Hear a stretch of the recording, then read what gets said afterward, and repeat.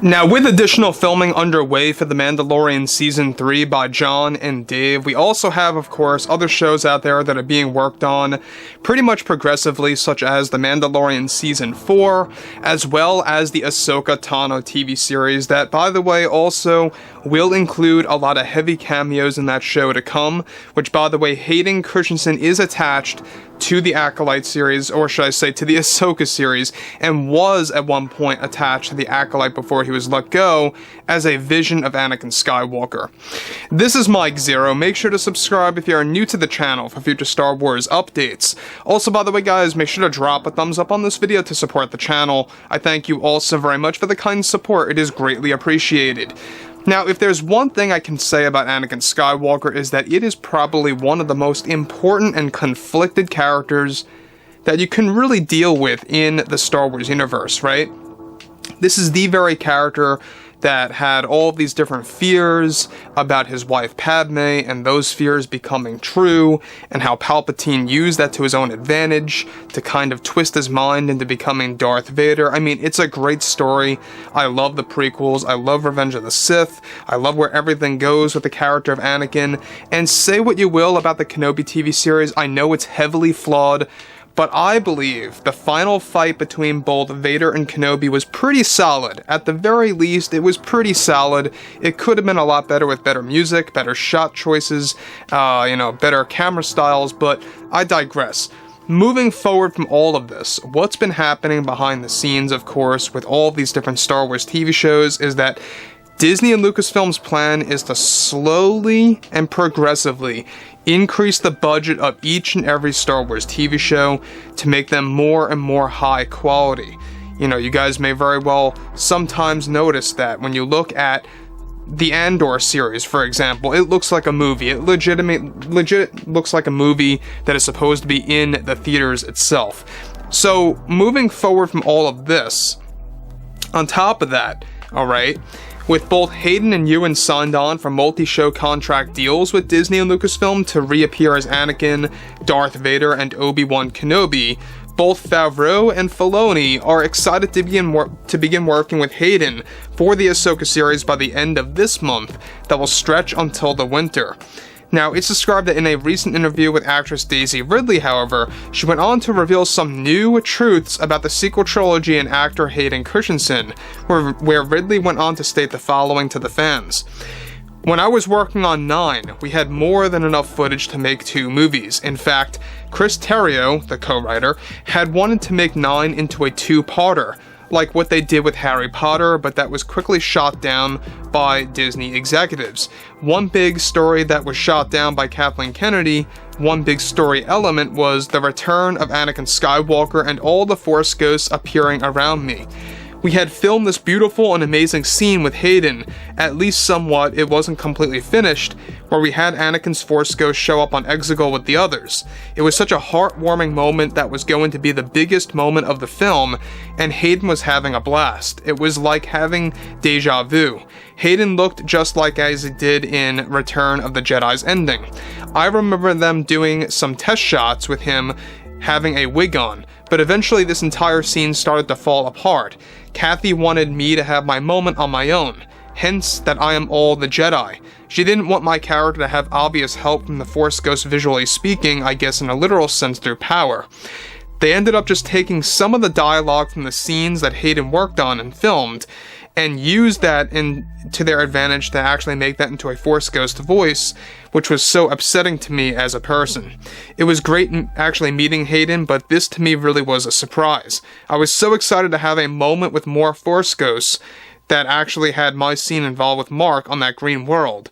Now, of course, she's referencing Octu, I guess she doesn't really know the name, but she wanted to do more scenes with the Force Ghosts, and she was thrilled that she got another shot at that after having her scene with Luke, and this eventually just slowly fell apart. You guys may very well remember that. During holiday of 2018, we were supposed to get the trailer, like the actual teaser, I should say, of episode 9, and we didn't. It was all delayed because of these specific reasons. A lot of scenes were cut out, a lot of scenes were delayed, and it's why we did not even get a teaser until the spring of 2019 for the final Star Wars movie. Just put that into perspective for a little bit there. You know, if you look at what happened with The Force Awakens, I believe that we got the first teaser, correct me if I'm wrong, in November of 2014. Alright, over a year before the film arrived. Great marketing, great way to build up the hype, because not only was it the first sequel trilogy movie, I get that, but they really released it well before. They did the same thing with The Last Jedi. They had a little small teaser, new footage of Luke looking at Rey, close to 2 years, actually, before the release of the movie, announcing production has started. So, by this was very terrible marketing on Kathleen Kennedy's part.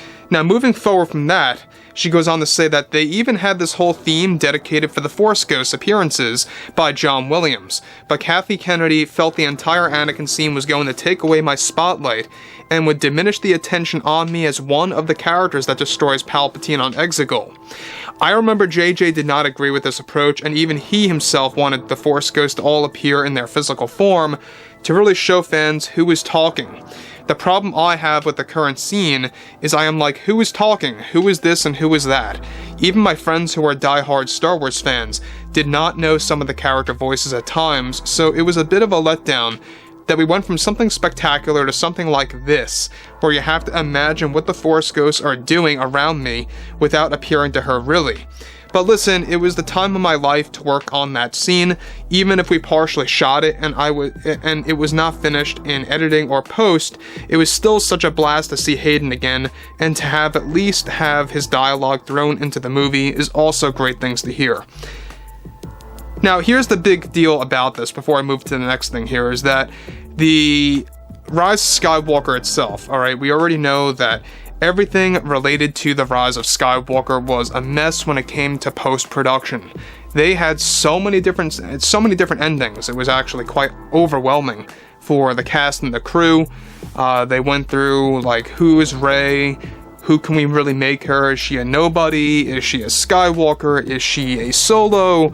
Is she a Palpatine? What do we do? And they actually had Daisy Ridley doing a lot of PR, a lot of press and stuff like that, basically confirming that they went over so many different endings to the point where it was making them go crazy. And that really just goes to show you that they really did not know what they wanted to actually build towards with the sequel movies.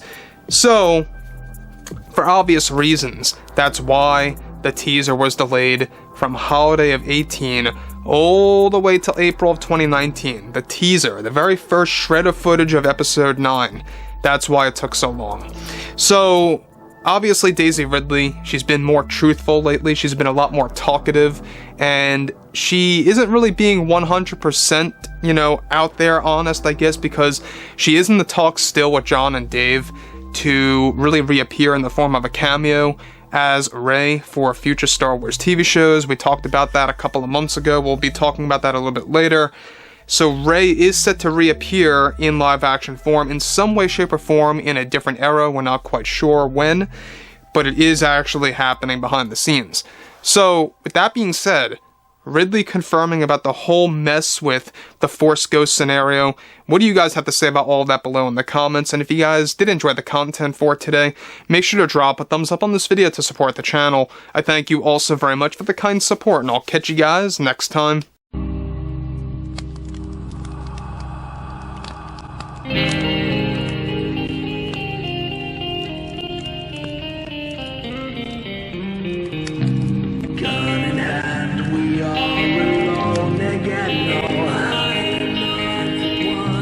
Night to moon,